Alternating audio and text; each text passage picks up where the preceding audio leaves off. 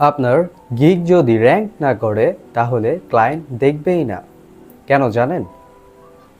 কারণ হয়তোবা আপনি ভুল কিওয়ার্ড ব্যবহার করছেন। কিওয়ার্ড হচ্ছে ক্লায়েন্ট যা লিখে সার্চ করে।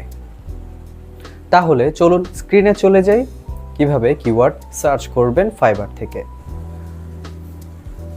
আপনি ফাইবার সার্চ বারে গিয়ে নিজের সার্ভিস টাইপ করে দেখুন, যেগুলো অটো সাজেস্ট আসে ওইগুলোই কিওয়ার্ড। তো আমি এক্ষেত্রে যেহেতু আমি ওয়েব ডেভেলপার ওয়ার্ডপ্রেস নিয়ে কাজ করি, সেহেতু আমার মেইন কিওয়ার্ড হবে ওয়ার্ডপ্রেস ওয়েবসাইট।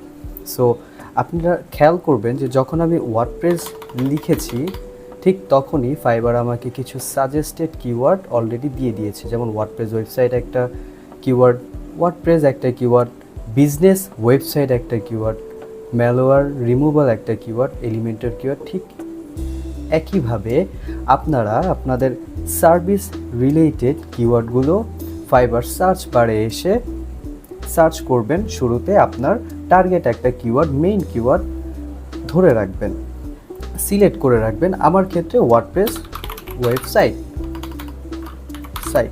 তো আপনাদের হয়তো বা লোগো ডিজাইন হতে পারে, লোগো ডিজাইন। আমি যদি লোগো ডিজাইন দিয়ে সার্চ দিই দেখবেন যে এমন অনেক কিওয়ার্ড চলে এসেছে।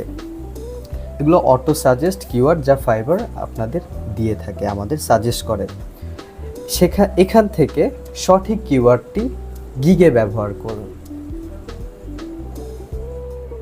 আশা করছি আপনারা বুঝে গেছেন কিভাবে কিওয়ার্ড রিসার্চ করতে হবে। তো ফলো করে রাখুন এবং কমেন্টে আপনাদের মূল্যবান মন্তব্য শেয়ার করুন।